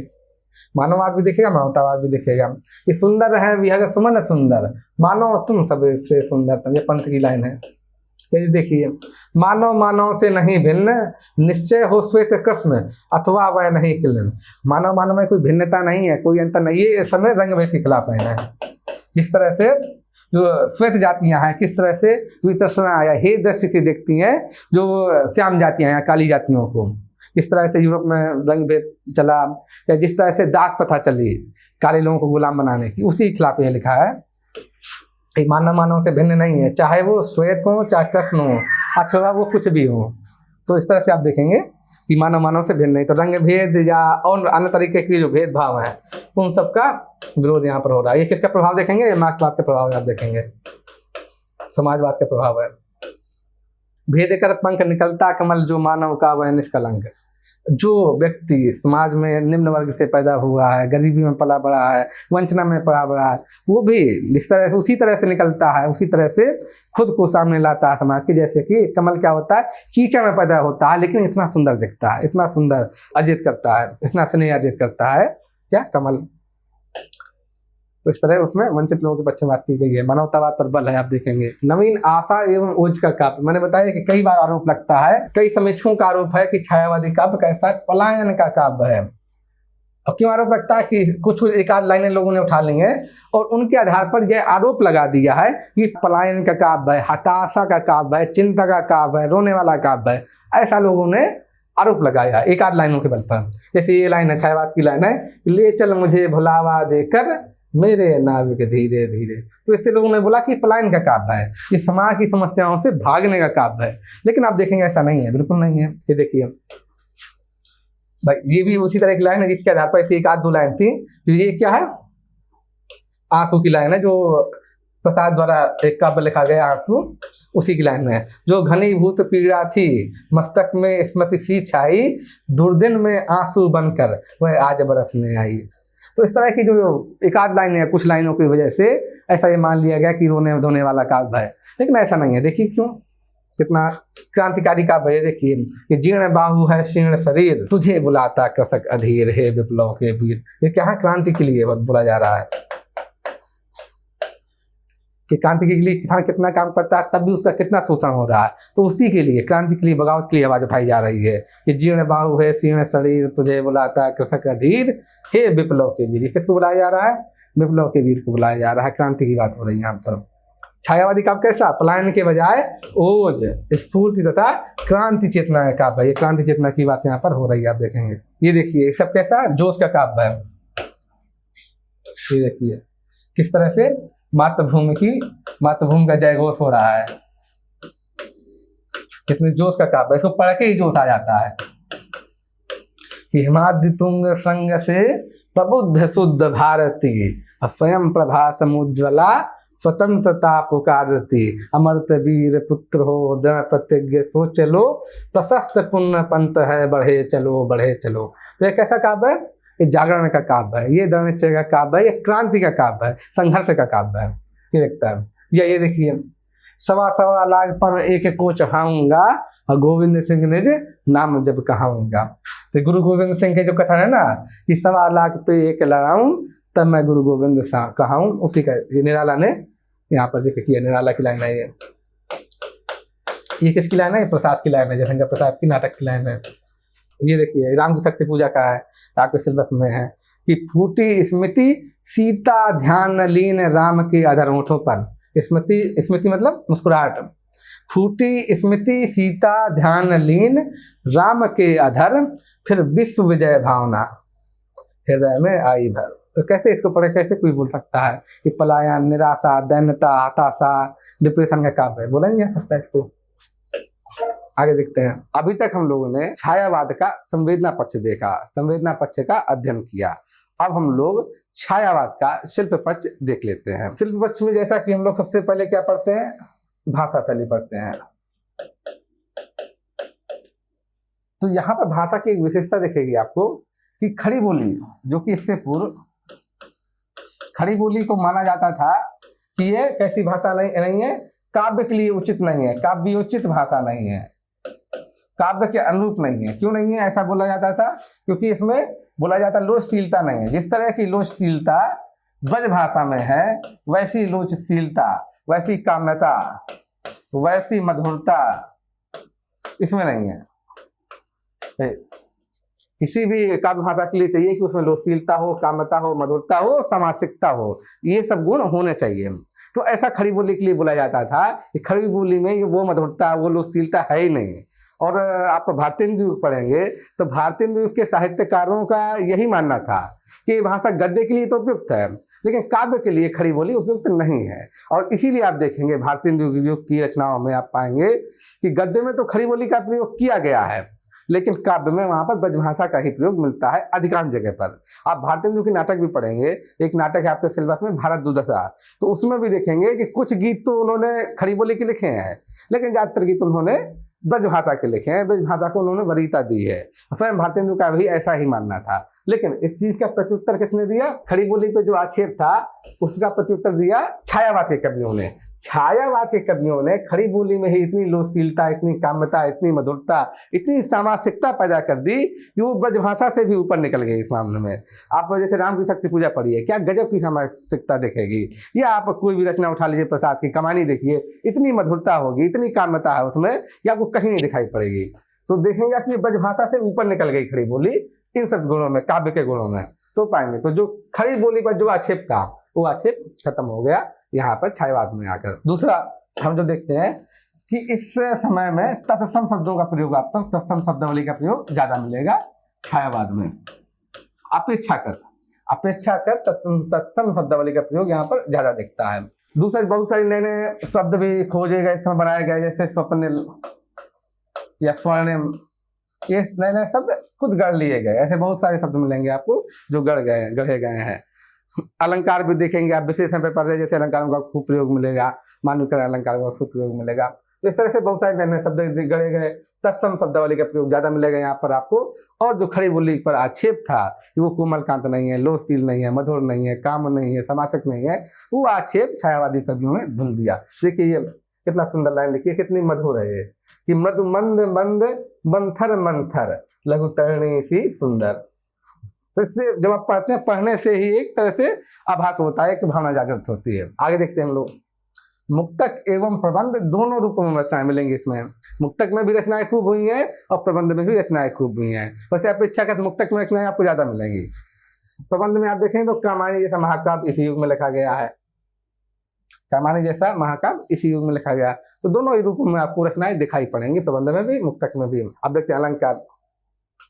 अलंकारों का खूब प्रयोग मिलेगा। क्यों? क्योंकि लाक्षणिकता का प्रयोग खूब किया गया है, इसलिए अलंकारों का प्रयोग भी आपको यहाँ पर खूब दिखाई पड़ेगा। जैसे मानवीकरण अलंकार का बहुत प्रयोग मिलेगा। मानवीकरण अलंकार का प्रयोग इसलिए भी ज़्यादा है क्योंकि प्रकृति की स्वतंत्र रूप में आप देखेंगे कविता में इस्तेमाल किया गया, स्वतंत्र रूप में प्रकृति कविता में आई है, इसलिए भी मानवीकरण का अलंकार का खूब प्रयोग मिलता है। विरोधाभास अलंकार का प्रयोग भी मिलेगा। विशेषण विपर्यय जैसे अलंकारों का खूब प्रयोग मिलेगा। विशेषण विपर्यय का मतलब होता है कि जो प्रचलित विशेषण हैं वो ना इस्तेमाल किए जाएं बल्कि उनकी जगह पर गैर प्रचलित विशेषण इस्तेमाल किया जाए। इसको जैसे उदाहरण के तौर पर आपने गाना सुना हो गया कि सुरीली अखियों वाले, तो जिसमें आमतौर पर जो सुरीला विशेषण है वो किसके लिए इस्तेमाल होता है? गले के लिए इस्तेमाल होता है, आंखों के लिए इस्तेमाल नहीं होता। आंखों के लिए इस्तेमाल क्या होते थे? जो पारंपरिक विशेषण है, पारंपरिक विशेषण थे आंखों के लिए कि मृगनयनी, उस टाइप के हिरनी जैसे आंखों वाले, ये पारंपरिक विशेषण है। लेकिन यहाँ पर क्या है? सुरीला, तो ये क्या हुआ? विशेषण विपर्यय हुआ और इस तरह का अलंकार कहलाता है विशेषण विपर्यय अलंकार। तो आप यहाँ पर देखेंगे कि छायावाद में खूब मिलेगा ये। उदाहरण के लिए देख लेते हैं, अंबर पनघट में डुबो रही तारा घट ऊषा नागिनी। यहाँ पर देखेंगे अंबर पनघट, ये यहाँ कौन सा अलंकार है? अंबर रूपी पनघट, तो क्या हुआ? रूपक अलंकार यहाँ पर हुआ। उसी तरह तारा रूपी घट, अंबर पनघट में डुबो रही तारा घट ऊषा नागिनी, तो यहाँ पर क्या हुआ? यहाँ भी रूपक अलंकार है और यहाँ रूपक अलंकार है। इसका मतलब क्या हुआ? ऊषा नागिनी जो प्रातः है, सुबह है, वो क्या है? अंबर रूपी पनघट में तारे रूपी घट को यानी घड़े को डुबो रही है। अर्थात ये सीन क्या है कि सुबह हो रही है, सुबह हो रही है, प्रातः हो रही है, तो प्रातः में क्या होता है कि तारे डूबते चले जा रहे हैं। तो उसी का वर्णन इस तरह से किया गया है कि अंबर पनघट में डुबो रही तारा घट ऊषा नागिनी।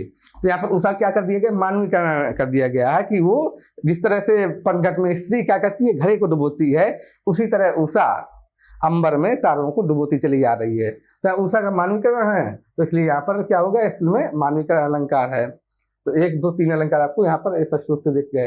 तो ऐसे अलंकार बहुत मात्रा में मिलेंगे, बहुतायत में मिलेंगे छायावाद में, और बड़े सटीक ढंग से प्रयोग किया गया है। जब ऐसे चिपकाए नहीं गए अलंकार, बल्कि बड़े अच्छे ढंग से प्रयोग किया गया है, मधुरता आ रही है इससे।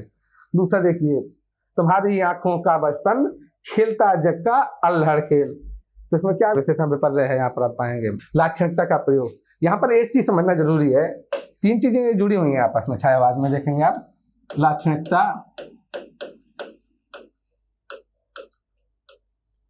पहली चीज लाक्षणिकता हुई, दूसरी चीज हुई आपका उपमान योजना। ये 3 चीजें आपस में कनेक्टेड हैं, जुड़ी हुई हैं। और तीसरा है अप्रस्तुत विधान। इन तीनों चीजें बड़ी महत्वपूर्ण है, बहुत इंपॉर्टेंट है, इनको जानना जरूरी है। अप्रस्तुत योजना, कहीं कहीं पर अप्रस्तुत विधान भी लिखा रहता है, लेकिन अप्रस्तुत योजना ज्यादा सटीक है। अप्रस्तुत विधान का एक अन्य मतलब भी निकलता है कि ऐसा विषय, ऐसी बात, जो ऐसी बात बोलना जो विषय के अनुकूल ना हो, इसलिए ज्यादा अच्छा शब्द है अप्रस्तुत योजना आप प्रयोग करें, वो ज्यादा सटीक शब्द। अब देखते हैं लाक्षणिकता क्या है। लाक्षणिकता ये क्या है? शब्द शक्ति है। लाक्षणिकता शब्द शक्ति है, और इसमें होता क्या कि बात को सीधे सीधे ना कहकर टेढ़े ढंग से कहा जाता है, अर्थात शब्दों के माध्यम से सीधे अर्थ नहीं निकलता, बल्कि क्या है, उनका अर्थ, परूढ़ अर्थ है वो पकड़ा जाता है। जैसे उदाहरण के लिए जितने आपके मुहावरे होंगे, जो भी मुहावरे देख लीजिए, तो उसमें सीधा सीधा अर्थ नहीं निकला जाता। भाई 9 दिन चला 2.5 कोस, तो यहाँ पर सीधे सीधे मतलब नहीं है कि कोई व्यक्ति 9 दिन में 2.5 कोस चल रहा है। इसका मतलब है कि कोई व्यक्ति बहुत धीरे कार्य कर रहा है। तो शब्दों का सीधा अर्थ न लेकर के हम इसका जो प्रचलित अर्थ है वो पकड़ रहे हैं। जैसे वो आप सुनते होंगे कि दांत पीसना, तो इसका मतलब नहीं कि दांत किसी ने चक्की में डाल के पीस डाले, इसका अर्थ है कि व्यक्ति बहुत गुस्सा है।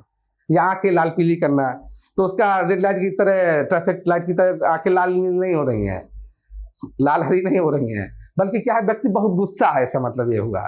तो यहाँ पर सीधा अर्थ नहीं शब्दों का लिया जा रहा है, बल्कि जो प्रचलित अर्थ है वो पकड़ा जा रहा है। तो इसको बोलते हैं लाक्षणिकता। जो ये शब्द शक्ति है, ये गुण है भाषा का, इसको बोला जाता है लाक्षणिकता। तो आप छायावाद में देखेंगे कि लाक्षणिकता का प्रयोग बहुत ज्यादा है, लाक्षणिकता का प्रयोग बड़ी मात्रा में मिलेगा, आप ऐसा देखेंगे। अब देखिए वह लाक्षणिकता, अब इसी का सहारा लेकर ही आप देखेंगे उपमान योजना और प्रस्तुत योजना भी आती है। उपमान योजना क्या है ये देख लेते हैं। उपमान योजना है आपका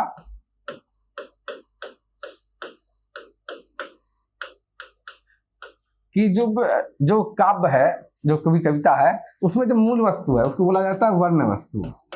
ये जो मूल सामग्री है जिसकी मूल रूप से चर्चा हो रही है, जो वर्ण वस्तु है उसकी अगर किसी की तुलना की जाए तो जो मूल वस्तु है उसको बोला जाएगा उपमान, मतलब जिस वस्तु की तुलना की जानी है, जिसकी तुलना की जानी है उसको बोला जाता है उपमेय, और जिससे तुलना की जाती है उसको बोला जाता है उपमान। जिसकी तुलना की जानी है उसको बोला जाता है उपमेय, और जिससे तुलना की जानी है उसको बोला जाता है उपमान। जैसे राजीव नयन, तो इसमें आंखों की तुलना किससे की जा रही है? कमल से की जा रही है। आंखों की तुलना कमल से की जा रही है, तो नयन क्या है? नयन उपमेय है, और राजीव यानी कमल क्या है? उपमान हुआ। इस तरह के, तो इसी जैसे यहाँ पर राजीव नयन में क्या अलंकार हुआ? रूपक अलंकार है। तो इस तरह उपमेय उपमान का ये मतलब है कि जिस चीज की तुलना की जानी है वो हुआ उपमेय, और जिस चीज से तुलना होनी है वो हुआ उपमान। तो इसको कहते हैं, इस योजना को कहते हैं उपमान योजना। इसी से निकलता है आपका अप्रस्तुत विधान।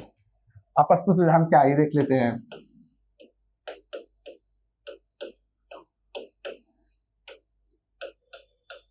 अप्रस्तुत उदाहरण का अर्थ है जो मूल वर्ण वस्तु है, मूल सामग्री है काव्य की, उसको बोलते हैं प्रस्तुत। इसके अलावा कोई भी चीज किसी भी तरह की साम्यता के आधार पर अगर स्थापित की जा रही है, वो साम्यता प्रभाव के आधार पर भी हो सकती है, गुण के आधार पर भी हो सकती है, आकार के आधार पर भी हो सकती है। अब छायावाद में देखेंगे कि साम्यता किसके आधार पर ज्यादा स्थापित की गई है? छायावाद में साम्यता प्रभाव के आधार पर ज्यादा मिलेगी आपको। तो जो वस्तु मूल वस्तु है काव्य की उसको बोलेंगे प्रस्तुत, और जो उसके अतिरिक्त जो वस्तु होगी साम्यता के कारण, साम्यता स्थापित करने के लिए जो अन्य वस्तुएं होंगी, साम्यता स्थापित करने के लिए वो होंगी अप्रस्तुत। जो मूल वस्तु है वो प्रस्तुत, और जो अन्य वस्तु है वो अप्रस्तुत। जैसे कि मैंने अभी उदाहरण दिया था राजीव नयन, तो ये प्रस्तुत क्या हो जाए? प्रस्तुत की उपमान बोलेंगे। जो वहां पर जिसको उपमेय बोल रहे थे वो प्रस्तुत हुआ, और ये हुआ उपमान। जैसे उदाहरण के लिए राजीव नयन, तो उसमें नयन क्या है? नयन प्रस्तुत है, क्योंकि उसी की तुलना होनी है, वो मूल वस्तु है रचना की। तो नयन हुआ क्या? प्रस्तुत। और राजीव यानी कमल क्या हुआ? अप्रस्तुत। जैसे और उदाहरण देख लेते हैं हम लोग, वहां पर प्रस्तुत अप्रस्तुत ये समझ में आ जाएगा। ये अंबर पनघट में डुबो रही तारा घट उषा नागरी। तो यहाँ पर वर्ण क्या है? मूल वस्तु क्या है? मूल वस्तु ये है कि प्रातः हो रही है, और प्रातः हो रही है तो क्या है? रात गुजर रही है, डूबी जा रही है।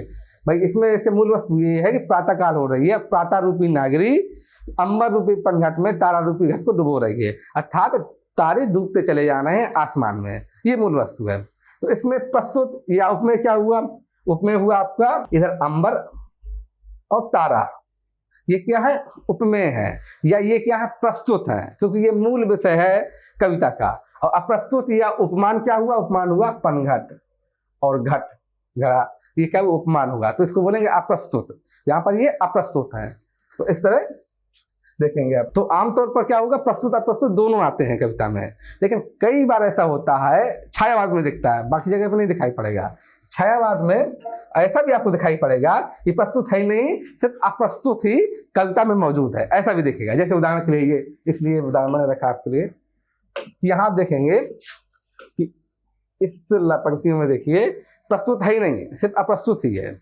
उठ उठरी लघु लघु लोल लहर, करुणा की नव अंगड़ाई सी, मलयानिल की परछाई सी, इस सूखे तट पर छहर छहर। तो यहाँ पर पूरा प्रस्तुत ही है। जैसे यहाँ पर किसकी चर्चा हो रही है? लहर की चर्चा हो रही है।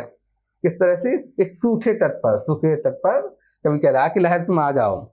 तो वास्तव में क्या है इसका भाव? क्या मूल भाव क्या है? मूल वस्तु क्या है? यहाँ पर लहर जीवन में सरसता और भावना का प्रतीक है, तथा सूखा तट किसका प्रतीक है? सूखा तट देखेंगे आप तो शुष्क जीवन का प्रतीक है। कभी कहना यह चाहता है कि मेरे शुष्क जीवन में भावना आ जाए, सरसता आ जाए, उसकी चर्चा कर रहा है। लेकिन भावना, सरसता या शुष्क जीवन की चर्चा यहाँ कहीं यहाँ पर जिक्र नहीं दिखेगा। न यहाँ पर भावना का जिक्र है, न शुष्क जीवन का कहीं जिक्र है। जिक्र क्या है? लहर। उसे दिखाया किस तरह गया है? लहर के माध्यम से दिखाया गया है भावना को, सरसता को। और जो शुष्क जीवन है उसको किससे दिखाया गया? सूखे तट से। तो यहाँ पर जो मूल वस्तुएं हैं, मूल वन वस्तु है कि भावना और शुष्क जीवन, ये यहाँ पर प्रस्तुत है, तो यहाँ पर मौजूद ही नहीं है। यहाँ अप्रस्तुत के माध्यम से ही कवि अपनी बात कह रहा है। तो कई बार ऐसा भी मिलेगा, छायावाद में विशेषकर छायावाद में मिलेगा कि प्रस्तुत है ही नहीं, रचना में सिर्फ अप्रस्तुत मौजूद है, ऐसा भी दिखता है। वैसे आमतौर पर प्रस्तुत और अप्रस्तुत दोनों मौजूद रहते हैं।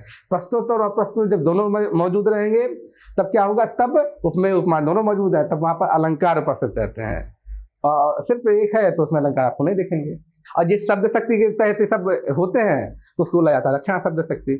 इसलिए आप देखेंगे छायावाद में लक्षणा लाक्षणिकता का प्रयोग खूब ज़्यादा है। उसी के चलते आपको उपमान योजना खूब मिलेगी, अलंकार खूब मिलेंगे, रूपक उत्प्रेक्षाया छाया उपमा अलंकार खूब मिलेंगे आपको, और अप्रस्तुत विधान या प्रस्तुत योजना भी आपको दिखाई पड़ेगी। ये देखेंगे अप्रस्तुत योजना दोनों कहेंगे, वो अंबर पंघट में है तो वहां भी प्रस्तुत योजना है और इसको भी अप्रस्तुत योजना ही कहेंगे। बस फर्क ये है कि वहां पर प्रस्तुत अप्रस्तुत दोनों मौजूद है और यहाँ पर सिर्फ अप्रस्तुत मौजूद है, प्रस्तुत मौजूद नहीं है। ये फर्क है। बस ये समझना बहुत जरूरी था कि अप्रस्तुत योजना है क्या आखिर, क्योंकि अक्सर आता है किताबों में, आप लिखा हुआ पढ़ेंगे लेकिन आपको समझ नहीं पाएंगे कि मतलब क्या है इसका। आगे देखते हैं हम लोग कि बिंब और प्रतीकों का प्रयोग मिलता है आपके यहाँ। ये छायावाद की भाषा कैसा बोला जाता है? बोला जाता है छायावाद की भाषा चित्रात्मक है। चित्रात्मक का क्या मतलब है कि ये बिंब बनाती है। छायावाद की भाषा इस तरह की है कि यहाँ के सामने बिंब बन जाता है, चित्र बन जाता है। तो छायावाद की भाषा कैसा बोला जाता है? चित्रात्मक भाषा बोला जाता है। तो बिंब आपको खूब मिलेंगे। जैसे ये देखिए, जो राम का रावण से युद्ध चल रहा है तो राम किस तरह धनुष को पकड़े हुए हैं और उनकी मुट्ठी से कैसा खून बह रहा है, उसी वही सीन यहाँ पर दिखाया गया है। वही दृश्य, वही बिंब यहाँ पर दिखता है कि अनिमेष राम विश्व दिव्य सर भंग भाव विद्यांग बद्ध कूदंड, कूदंड मतलब धनुष, विद्यांग बद्ध कूदंड मुष्टि मतलब मुट्ठी में, खर रुधिर साव, घाव है हाथ पर और वहां से खून निकल रहा है। अनिमेष मतलब, अनिमेष बोलते हैं जिसकी पलके ना झपके। राम अनिमेष है, दो वजह है। पहली वजह वो कि वो देवता है, देवताओं की पलकें नहीं झपकती।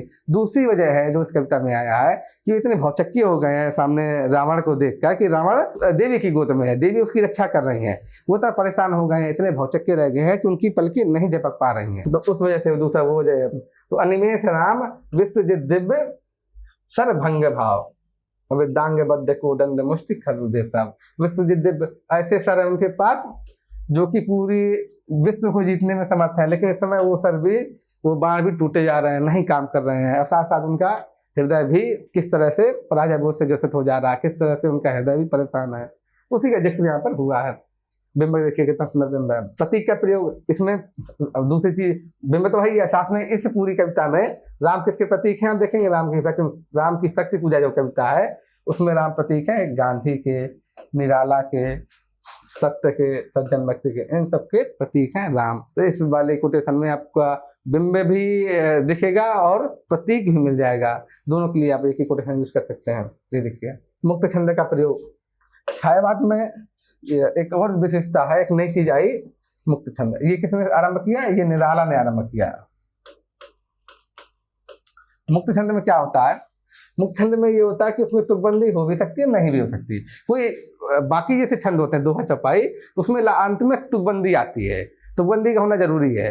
लेकिन मुक्त छंद में ऐसा नहीं, तुकबंदी हो भी सकती है, नहीं भी हो सकती, ऐसा कोई जरूरी नहीं है कि तुकबंदी हो ही।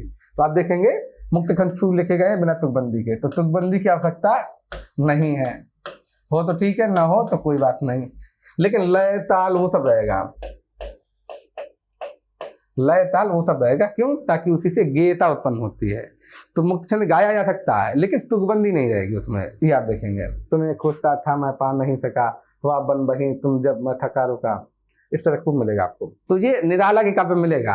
बाकी आप प्रसाद देखेंगे या महादेव वर्मा देखेंगे, उन्होंने तुकबंदी वाले छंद लिखे हैं। उसी तरह से आप उनकी कविताएं पढ़ेंगे, गीत पढ़ेंगे तो उसमें तुकबंदी मिलेगी। निराला ने शुरू किया था मुक्त छंद, तो निराला के यहाँ, छायावाद में निराला के यहाँ मिलेगा। और उसके बाद फिर अन्य जगह खूब कवियों ने लिखे हैं, आप देखेंगे मुक्त छंद। जैसे अज्ञेय के यहाँ देखिए आपको मिलेगा, मुक्तिबोध के यहाँ देखिए मिलेगा। मुक्तिबोध के यहाँ तो अक्सर आपको मुक्त छंद ही दिखाई पड़ेगा। तो बाद में खूब प्रचलित हुआ, लेकिन छायावाद में निराला के यहाँ ही आपको दिखेगा, निराला के यहाँ ही मुक्त छंद ज्यादा देखेगा, बाकी जगह बहुत कम देखेगा, नाम आपको देखेगा। आगे देखते हैं संगीतात्मकता। संगीतात्मकता का मतलब है गेयता से, क्योंकि संगीतात्मकता मौजूद है तो कविता गाई जा सकती है। तो इसमें क्या क्या चीज आती है? इसमें वही सब चीजें आती हैं कि तुक हो, राग होना चाहिए, लय होनी चाहिए, ताल होनी चाहिए, और साथ साथ ही ध्वनियां हैं, प्राकृतिक ध्वनियां भी मौजूद हो तो वो भी अच्छा है। तो आप छायावाद में देखेंगे संगीतात्मकता बहुत उच्च कोटि की मिलेगी, अत्यंत उत्कृष्ट कोटि की संगीतात्मकता दिखती है। सारी कविताएं आप देखेंगे कवियों ने ऐसी लिखी हैं कि बड़ी मधुर है, बड़ी कोमलकांत है और बड़े अच्छे से गाई जा सकती हैं। प्रसाद की कोई भी आप लाइन पढ़िए उसमें, हिमगिरी के उत्तुंग शिखर पर एक शिला पर शीतल छाए और एक व्यक्ति भीगे नैनों से देख रहा था प्रलय प्रवाह।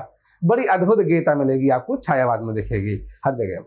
उदाहरण के लिए देख लीजिएगा, उठ उठ री लघु लघु लोल लहत। अब पढ़िए, उसी से संगीतात्मकता झलकती है, दिखती है, आपको दिखाई पड़ेगी। तो अभी हमने क्या पढ़ा, अभी हमने छायावाद का संवेदना पक्ष देख लिया था। ये भी देखा छायावाद के संगीत संवेदना पक्ष में कि इसको छायावाद क्यों बोला जाता है। छायावाद दो वजह से बोला जाता है, एक तो उसमें जो रहस्यवाद मौजूद है उसके कारण, और दूसरी वजह है वो अप्रस्तुत विधान। अप्रस्तुत विधान के कारण भी इसको छायावाद बोला जाता है, क्योंकि इसमें जो चीज दिखती कुछ और है और उसकी परछाई या चीजें जो मतलब है कहीं और खुलता है, इसलिए इसको छायावाद बोल दिया जाता है। जैसे अभी हमने समझा था कि अप्रस्तुत विधान में जिस तरह से उसमें कविता में अप्रस्तुत तो मौजूद था, उठ उठ री लघु लघु लोल लहर जो उदाहरण लिया हमने, तो उसमें अप्रस्तुत मौजूद था जबकि प्रस्तुत मौजूद नहीं था, जबकि वास्तविक तर्क क्या है, प्रस्तुत से है। तो इस तरह के काव्य आपको खूब मिलेंगे, इस तरह के छंद खूब मिलेंगे, इस तरह की कविताएं खूब मिलेगी। इसलिए भी इस युग के काव्य को, इस युग के साहित्य को छायावाद नाम दे दिया गया है समीक्षकों द्वारा। तो ये हमने पढ़ा कि छायावाद नाम क्यों है, इसकी विशेषताएं क्या है, सौंदर्य दृश्य क्या है, इसकी प्रकृति कितनी उपस्थित है इसमें, और जैसे इस पर आक्षेप भी लगते रहे हैं कि ये पलायन का काव्य है, निराशा का काव्य है, ये दीनता का काव्य है, वो वाला भाव रहा है। तो उसमें भी देखा हमने कि नहीं ये जागरण का काव्य है, जोश का काव्य है, क्रांति का काव्य है। तो वो सब हमने पढ़ लिया है। जब भी इस सिर्फ छायावाद का बड़ा मशहूर रहा है, बड़ा प्रसिद्ध रहा है, वो भी हमने पढ़ा कि क्यों प्रसिद्ध रहा है, किस तरह से अप्रस्तुत विधान, उपमान योजना, लाक्षणिकता ये सब मौजूद हैं, किस तरह से इसमें खड़ी बोली की कोमलकांतता या मधुरता मौजूद है, कैसी इसकी शैली चित्रात्मक है। तो वो सब हमने देखा। अब हम यहाँ पर इस टॉपिक को खत्म करते हैं। अगले वीडियो में हम नया टॉपिक लेके आपके सामने हाजिर होंगे। तब तक के लिए नमस्कार।